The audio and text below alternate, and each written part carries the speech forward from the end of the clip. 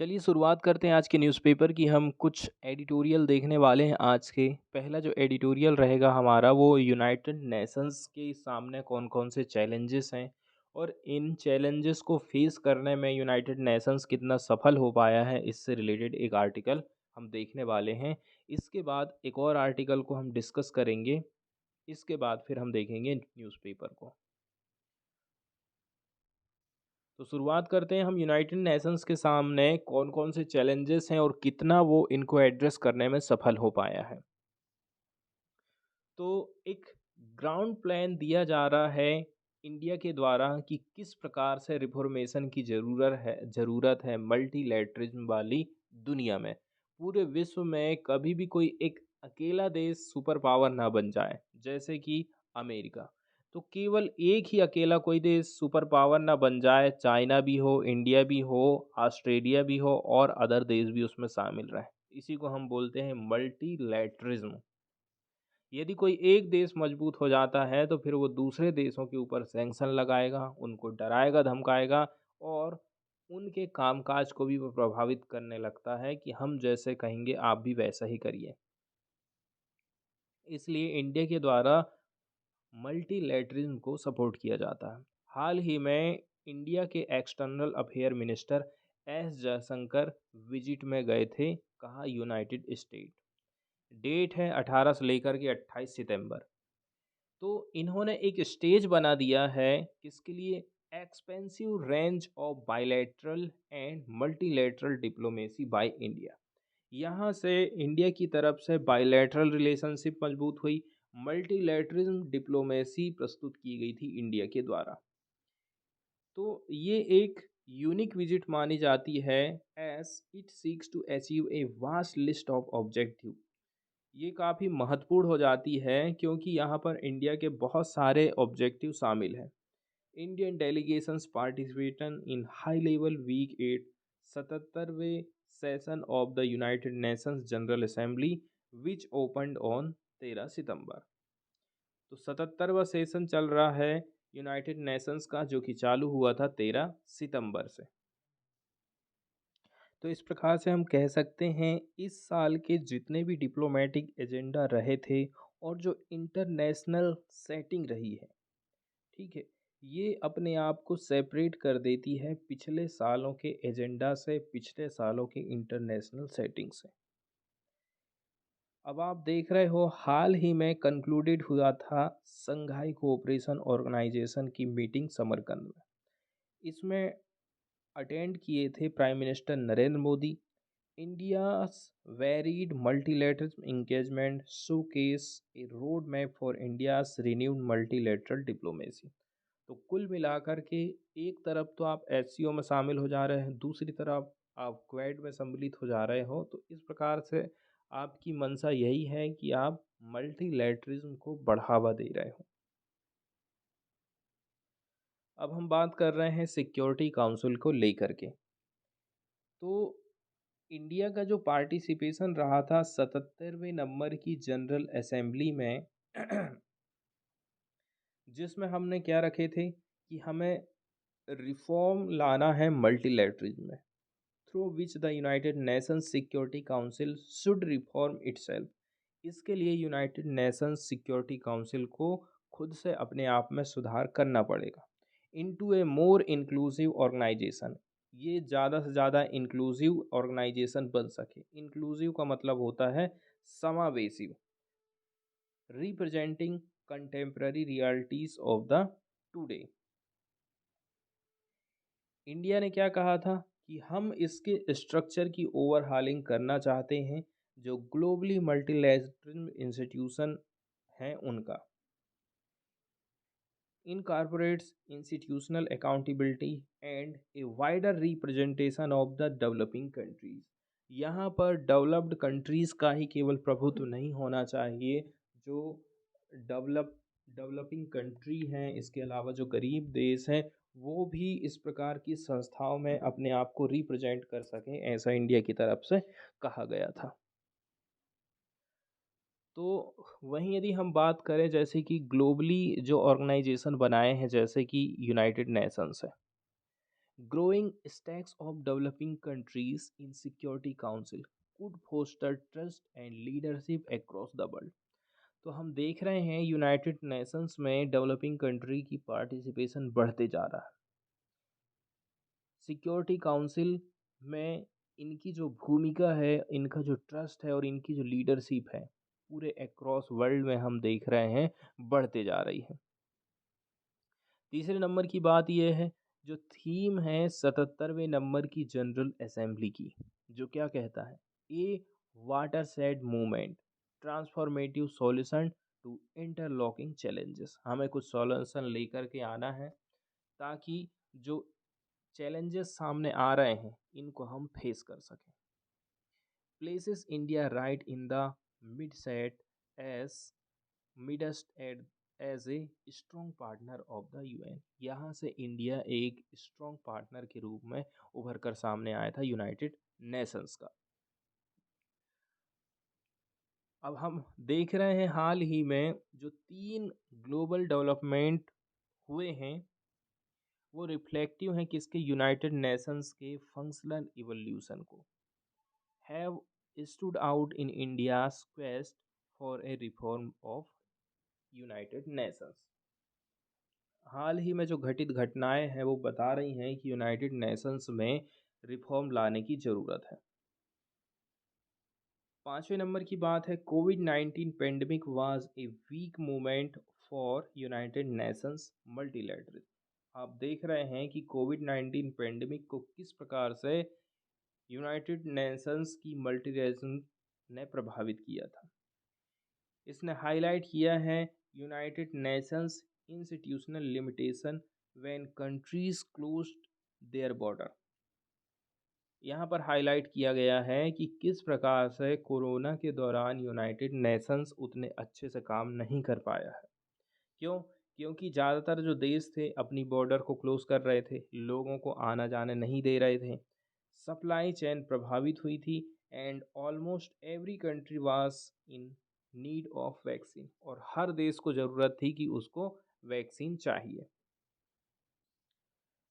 अब हम उन देशों की बात कर रहे हैं जो कि साउथ में आते हैं, ग्लोबल साउथ, इसमें इंक्लूड है इंडिया।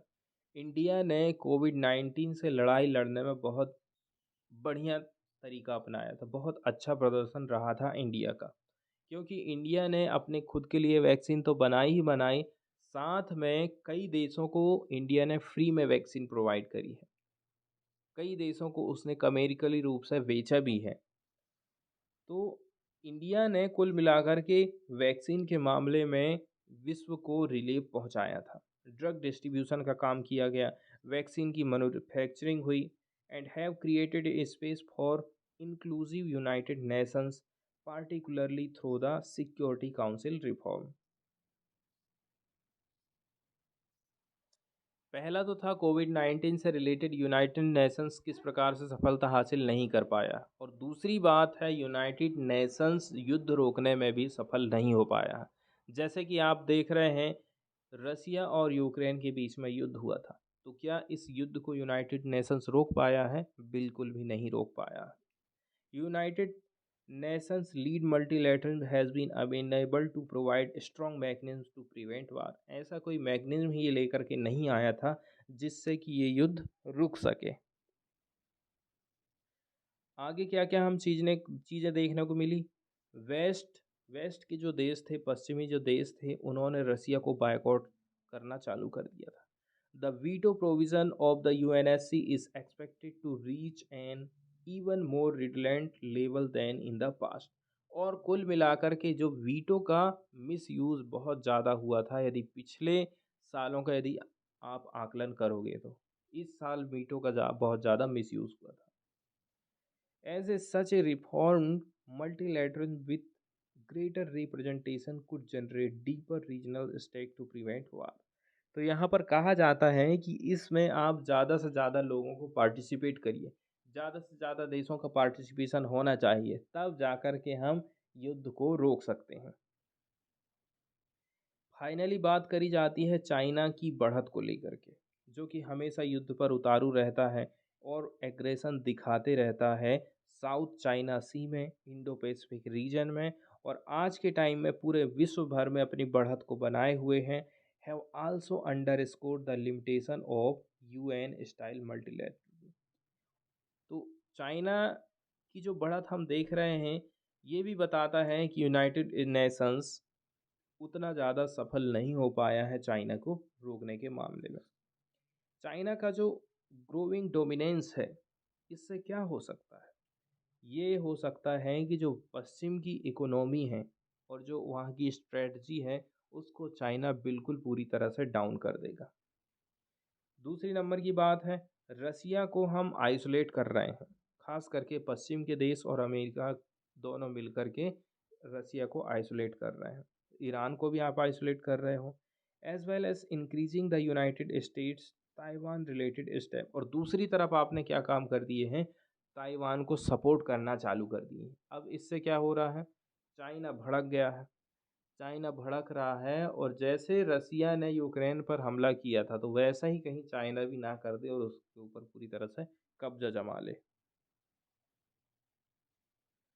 और हाल ही में आप ये देखोगे कि कुल जो चाइना है अनऑफिशियली प्रेशर डालते रहता है यूनाइटेड नेशंस। जो यूनाइटेड नेशंस अपनी तरफ से ह्यूमन राइट्स को लेकर के रिपोर्ट जारी करता है, उसकी बात यहाँ पर कही जा रही है कि जो यूएन ह्यूमन राइट्स काउंसिल है, उसके ऊपर प्रेशर डालते रहता है चाइना कि हमारे यहाँ जो उइगर के साथ हो रहा है, आप दुनिया भर को मत दिखाइए या फिर अपनी रिपोर्ट में मत छापिए। और फिर इसके बदले में चाइना भी क्या काम करता है, यदि अमेरिका ने किसी प्रकार का रिजोल्यूशन लेकर के आया है या फिर इंडिया कोई रिजोल्यूशन लेके आया है या फिर यूनाइटेड नेशंस किसी प्रकार का अच्छा सा उद्देश्य लेकर के आएगा, तो चाइना उसमें वीटो लगा देता है, क्योंकि वो भी बदला ले रहा है। हाल का जो केस रहा था, वो क्या था कि चाइना ने ब्लॉक कर दिया था। इंडिया और यूएस ने एक प्रपोजल लेके आए थे यूनाइटेड नेशंस में कि हम साजिद मीर को, जो कि लश्कर ए तैयबा का टॉप लीडर है, ठीक है, इसको हम इनलिस्ट करेंगे।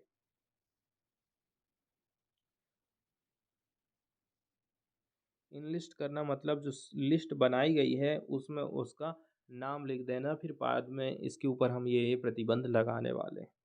तो लिस्टिंग के लिए जो सॉल्यूशन लेकर के आए थे अमेरिका और भारत, उस पर वीटो लगा दिया था चाइना ने। और ये जो व्यक्ति था, ये ये डायरेक्शन प्रोवाइड कर रहा था 2008 के मुंबई अटैक में, एज ए ग्लोबल टेररिस्ट के रूप में डिमांड की गई थी।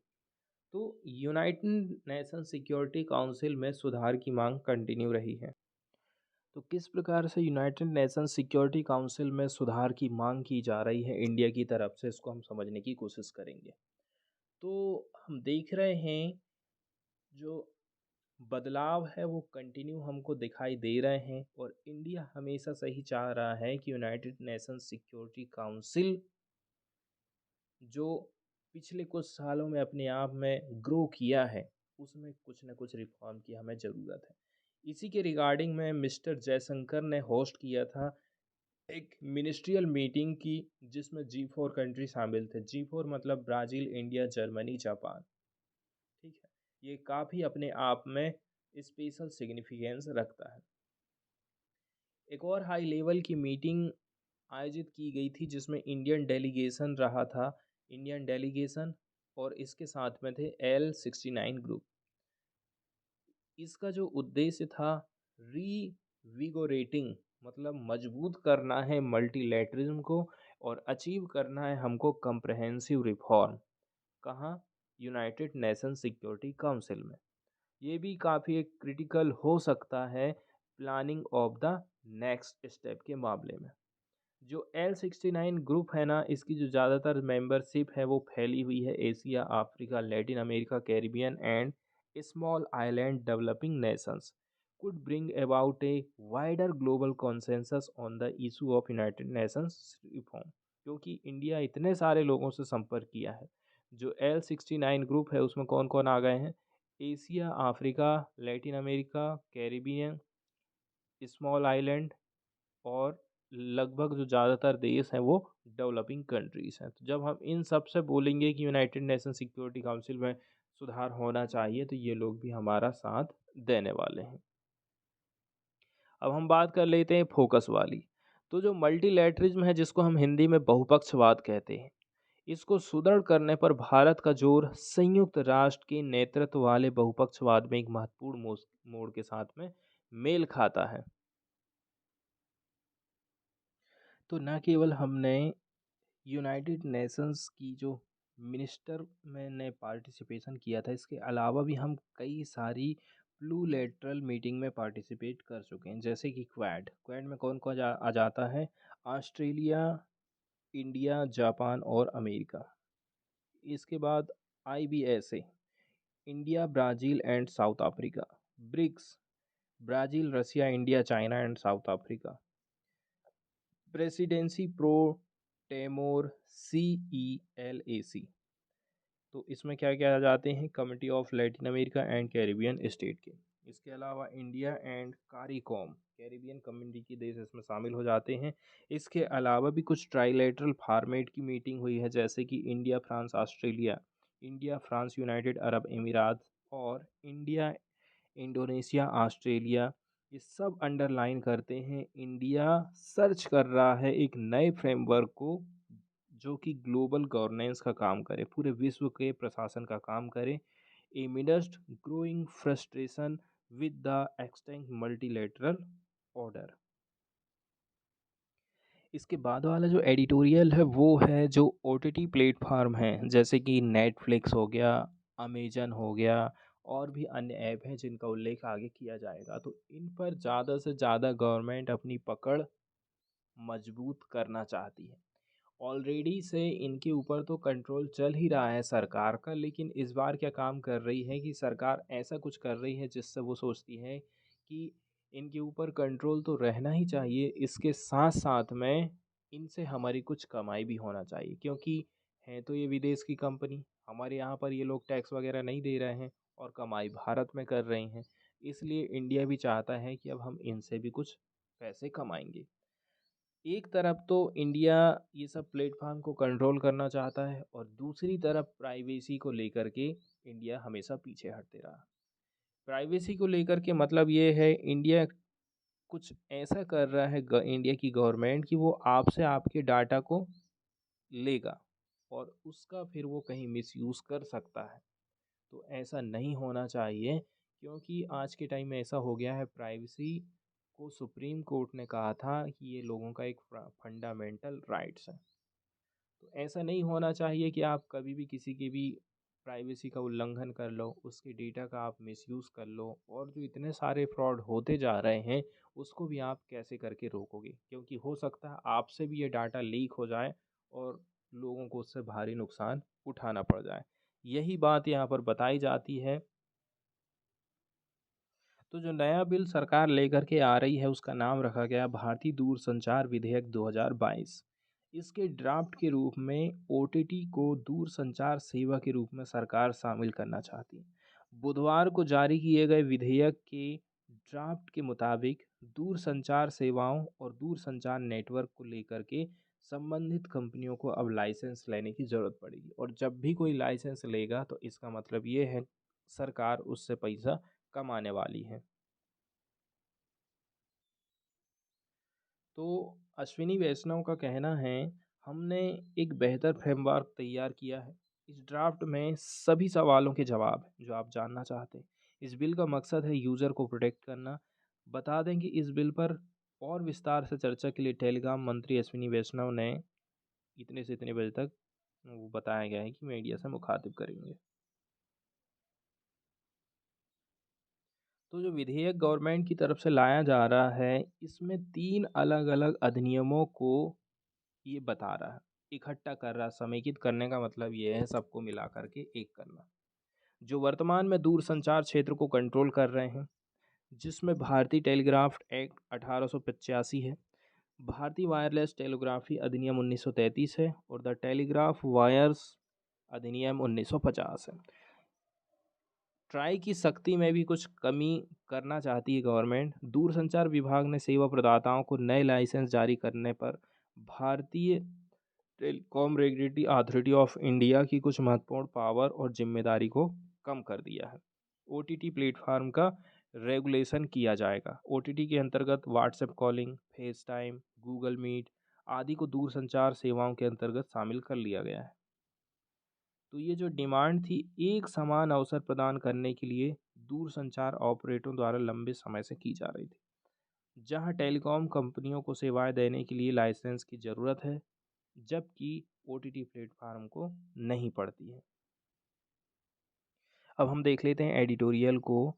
तो देखिए, सरकार की क्या प्रायोरिटी होना चाहिए। गवर्नमेंट को अपग्रेड करना पड़ेगा अपनी थिंकिंग को, किसके ऊपर, प्राइवेसी को, before digital app control. Application को कंट्रोल करने से पहले आप सबसे पहले तो प्राइवेसी के ऊपर आपकी जो माइंडसेट है ना उसको चेंज करने की ज़रूरत है। एक ड्राफ्ट है टेलीकम्युनिकेशन बिल के ऊपर के, लास्ट वीक में पब्लिक कमेंट के लिए रखा गया था। Hints at a disturbing governmental pursuit for more control over the range of digital application. यहाँ से सरकार की मानसिकता का पता लगता है कि सरकार ज़्यादा से ज़्यादा कंट्रोल करना चाहती है डिजिटल एप्लीकेशंस के ऊपर and over the top streaming service. जो टॉप स्ट्रीमिंग सर्विस है, जैसे कि आप अमेजन में लाइव स्ट्रीमिंग वीडियो देखते हैं जिसमें लाखों लोग, लाखों इंडियन यूजर शामिल है।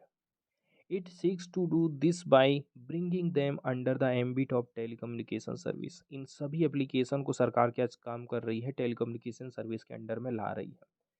The operation of which would require a licence. अब यदि इनको चलाना है, हमारे देश में काम करना है, तो उनको लाइसेंस की ज़रूरत पड़ेगी। इसका मतलब ये हो गया है कि व्हाट्सएप, जूम, नेटफ्लिक्स ये सब जो है टेलीकम्युनिकेशन सर्विस के रूप में मानी जाएंगी। And so would a whole range of digital service that are anyway regulated by the IT act. यहाँ पर टेलीकॉम सर्विस को फिर से सरकार परिभाषित करेगी और जो नई डेफिनीशन है उसमें इंक्लूड हो जाएगा everything from broadcasting service. Broadcasting की सर्विस से लेकर के electronic mail, voice mail, voice mail से लेकर के voice, video, data communication service, internet से लेकर के broadband service to over the top communication service including those that the government में नोटिफाई सेपरेटली। इन सबको क्या है, अलग अलग तरीके से सेपरेटली नोटिफाई सरकार कर सकती है। तो ये सरकार के लिए तो अच्छा ही है, क्योंकि गवर्नमेंट ने काम करी है that the country require a new legal framework. देश को एक नए लीगल फ्रेमवर्क की ज़रूरत है and not the existing one that is based on the Indian telegraph 1885 act. 21वीं सेंचुरी के हिसाब से काम नहीं कर पा रहा है, डील नहीं कर पा रहा। लेकिन ये ना केवल टेक्नोलॉजी है जो कि इवॉल्व है in over a century, century से टेक्नोलॉजी का इस्तेमाल हम कर रहे हैं, but also a democratic societies understanding and expectation of user right, privacy and transparency. तो सरकार को यूज़र की प्राइवेसी और ट्रांसपेरेंसी के ऊपर भी ध्यान देना पड़ेगा। लेकिन यहाँ पर प्राइवेसी का बिल्कुल भी ख्याल नहीं रखा गया है। गवर्नमेंट के पास में पावर रहेगी कि वो प्रिवेंट कर सकती है एक मैसेज को फ्रॉम बीइंग ट्रांसमिटेड। उसको एक जगह से दूसरी जगह जाने की पावर किसके पास रहेगी, गवर्नमेंट के पास रहेगी। ऑफ एनी पब्लिक इमरजेंसी के टाइम में या फिर in the interest of public safety. Public safety के नाम से सरकार क्या कर सकती है, आपके मैसेज को रोक सकती है, आपको मैसेज नहीं करने देगी। इस प्रकार की घटनाएं भी हो सकती हैं। दूसरा जो क्लास है इस ड्राफ्ट बिल में, वो रिक्वायर करता है एक इंटाइटिटी को। इसके अंतर्गत एक इंटाइटिटी संस्था बनाई जाएगी that has been granted a licence to unequivocally, मतलब क्लियरली आइडेंटिफाई करेगी पर्सन को to whom it provide service. मतलब कि जैसे कि कोई संस्था है, मान के चल लीजिए ये संस्था है, संस्था को लाइसेंस मिल गया है, तो जिसको ये सर्विस दे रही है ये संस्था, यदि ये मेरे को ये सर्विस प्रोवाइड कर रही है, तो मुझे इस संस्था के बारे में क्लियरली जानकारी होना बहुत ज़्यादा ज़रूरी है। ऐसा प्रावधान इस ड्राफ्ट में किया गया है। इसी प्रकार का similar clause under IT rule में ब्रॉट किया गया था, लेकर के आया गया था पिछले साल ही, जिसमें रिक्वायर किया जाता है मैसेजिंग ऐप को कि आप इनेबल करिए, आप बताइए the identification of the first originator of the information on it's computer resources. कहीं से भी कोई सूचना यदि मेरे पास में आई है तो इसका फर्स्ट ओरिजिनेटर कौन सा है, इसकी जानकारी होना चाहिए। इस प्रकार की बातें कुछ टाइम पहले आईटी एक्ट में शामिल की गई थी, तो ये भी काफ़ी विवाद वाली वस्तु रही थी।